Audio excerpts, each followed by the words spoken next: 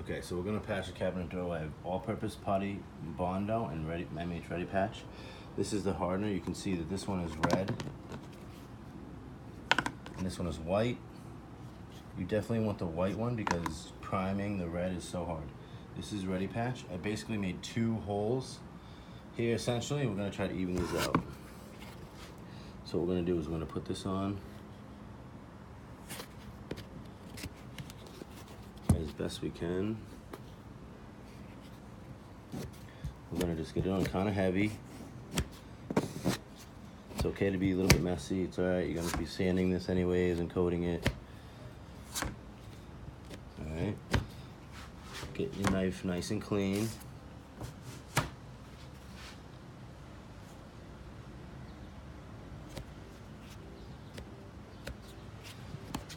Now this Ready Patch is a little bit old, so the workability isn't as good.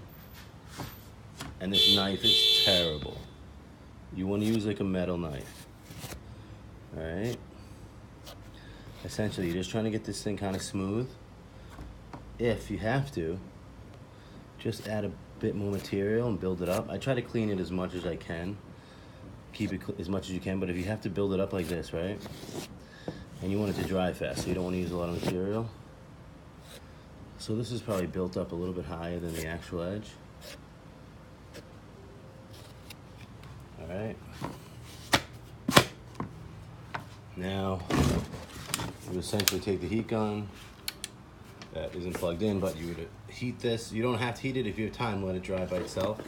It just takes a little bit longer. Maybe let it dry a little bit, and then take the heat gun. Now, for the Bondo, here's a golf size, ball size, basically. This is the Bondo. This is about how much you should put in, right?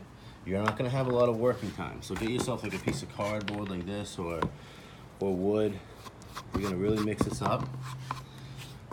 Really mix this, because if you don't get the hardener in there, then it'll never harden, and then you'll never sand, and then you'll be taking it off again, and it'll be even worse situation. So the Bondo, the reason I say maybe use Ready Patch over the Bondo in this case is just because the Ready Patch is a little easy to work with, but for me, I love the Bondo, and you don't want to be like trying to, the Bondo is a little harder to sand, and you don't want to be sanding so hard that now you affect the cabinet, the rest of the cabinet around it. This will be like a rock, literally a rock. So it's very difficult to sand. You want to use the orbital to start, and then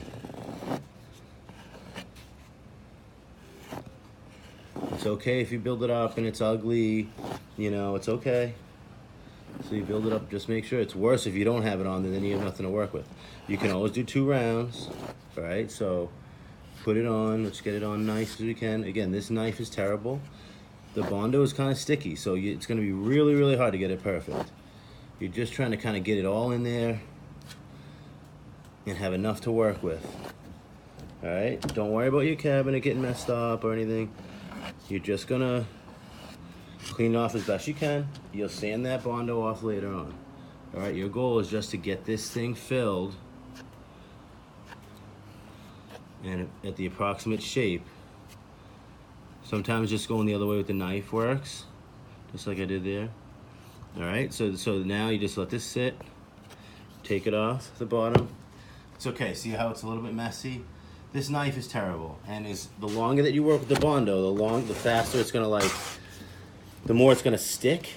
So you really wanna try to go as quick as you can and don't fiddle over trying to make it perfect. So if you see these 2 finishes, see how this actually looks a little bit better, maybe not on the camera, but it is easier to work with than the Bondo. The Bondo though it's probably a better option because it's really more durable, it's stickier, it's just harder to sand. So when you're sanding it, you want to use like a 220, maybe a 120 to start. Just you don't want to sand it so hard that now you're digging into here, you know? Nice and easy, and you just be patient with it, the 220, and you'll get it down almost perfect, all right? Good luck.